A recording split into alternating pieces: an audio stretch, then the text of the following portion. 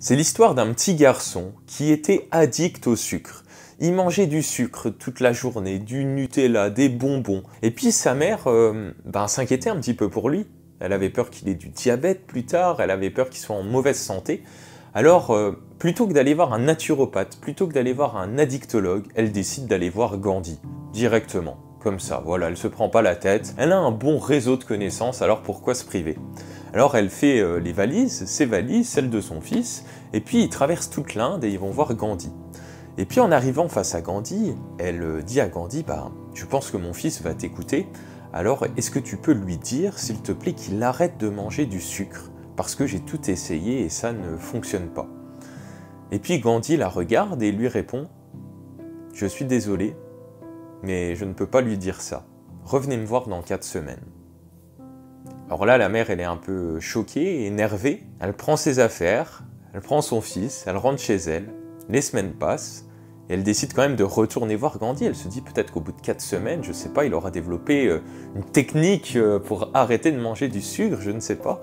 Alors elle retourne en Inde, et puis Gandhi reconnaît le fils et sa mère, il les salue chaleureusement, et puis il regarde le petit garçon et il lui dit « Mon garçon, c'est important que tu arrêtes de manger du sucre. C'est pas bon pour toi. » Alors là, la mère, elle regarde Gandhi, elle lui dit « Mais vous auriez pas pu lui dire 4 semaines plus tôt ?» Et là, Gandhi lui sourit, la regarde et lui répond « Vous savez, il y a 4 semaines, je mangeais moi-même beaucoup de sucre. »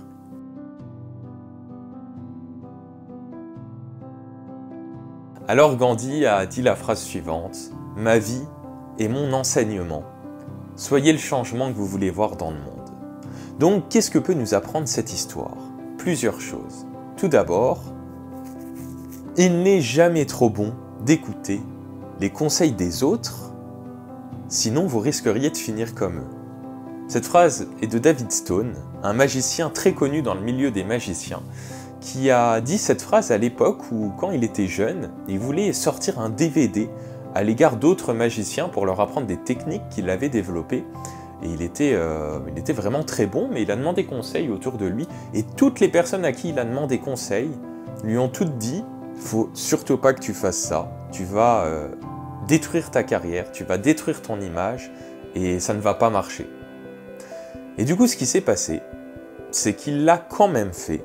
Et grâce à cette décision, il est devenu mondialement connu dans ce milieu des magiciens.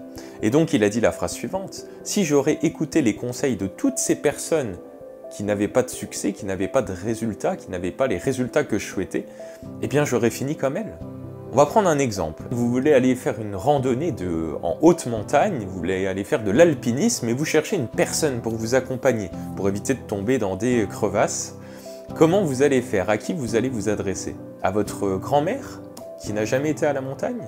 À votre oncle, qui n'y connaît rien l'alpinisme? Ou est-ce que vous allez prendre un guide de haute montagne expérimenté?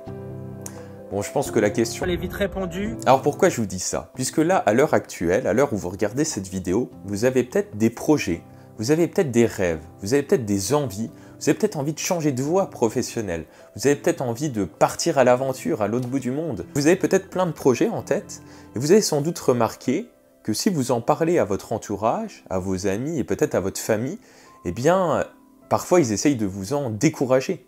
Ils vont s'inquiéter pour vous, et donc, ça part d'une bonne intention, sauf que c'est très désagréable, ils vont essayer de vous freiner dans tout ce que vous faites. Vous n'allez pas vous sentir soutenu. Mais c'est normal, puisque vous vous adressez aux mauvaises personnes. Vous cherchez à être soutenu par les mauvaises personnes qui n'ont pas l'expérience, qui n'ont pas le chemin de vie que vous souhaitez prendre. Vous vous apprêtez à arpenter un nouveau chemin, à faire vos propres traces. Et les personnes qui vous aiment ont peur pour vous, ont peur de l'inconnu, et donc elles risquent de vous transmettre ces peurs. Donc la meilleure chose à faire, c'est d'écouter les conseils des personnes qui ont les résultats que vous souhaitez. Et s'il n'y a aucune personne dans votre famille, dans vos amis, c'est pas grave. Aujourd'hui, on a accès à tout le savoir du monde, on a accès à Internet, on a accès à des sources d'informations illimitées. Et en même temps, on peut aussi s'inspirer de nombreuses personnes qui ont des résultats. Je sais pas, vous voulez devenir indépendant financièrement, écoutez les personnes qui y sont. Vous voulez vivre de votre activité artistique en vous mettant en freelance, c'est possible. C'est possible, mais il faut écouter les conseils des bonnes personnes.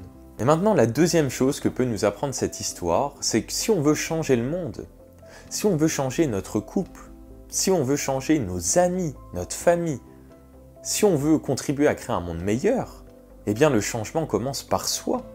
Tout comme l'histoire de Gandhi nous apprend que pour dire à quelqu'un « arrête de manger du sucre », eh bien c'est beaucoup mieux d'avoir soi-même arrêté.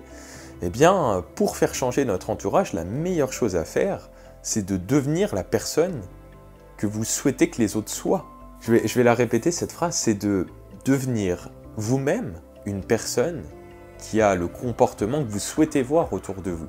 Vous savez, tout ça me fait penser aussi à une photo que j'avais vue circuler sur internet où il y a une femme comme ça qui est là, avec ses enfants, et qui leur dit « Vous ne pouvez pas arrêter de jouer aux jeux vidéo comme ça, vous ne pouvez pas lire un peu des livres ?» Et puis la mère est elle-même sur son téléphone portable toute la journée. Donc quand on était enfant, on n'a pas appris à marcher en écoutant nos adultes nous dire « Ok, tu mets un pas devant l'autre, tu fais comme ça, écoute bien ce que je dis. Hein. » Non, non, on a juste regardé. Et comme tout le monde marchait autour de nous, on a fait une tonne d'essais, je crois, entre 800 et 1500 essais quand on était enfant pour apprendre à marcher. Et donc on a appris en observant les personnes autour de nous.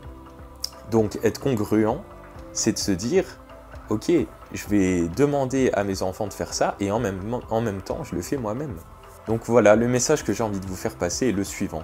Incarnons le changement que nous voulons voir dans le monde, dans notre famille, dans nos amis. Gandhi y a dédié sa vie, ça a été un exemple. Aujourd'hui encore, on parle de lui sur YouTube. Et donc, je pense que c'est très important voilà, de devenir acteur d'un monde meilleur, du monde qu'on a envie de créer, de faire de son mieux. Et puis aussi d'écouter les personnes qui ont les résultats que l'on souhaite, et de garder son libre arbitre, de garder son esprit critique. Là par exemple, je vous dis certaines choses depuis le début sur cette chaîne YouTube, je vous demande pour autant de rester critique, puisque le discours que j'ai à l'heure actuelle, il y a 5 ans je l'aurais pas eu, j'avais pas la même vision du monde, les mêmes valeurs. Et dans 5 ans, ma vision du monde, ma vision de la vérité, ma vision de mes croyances auront aussi évolué.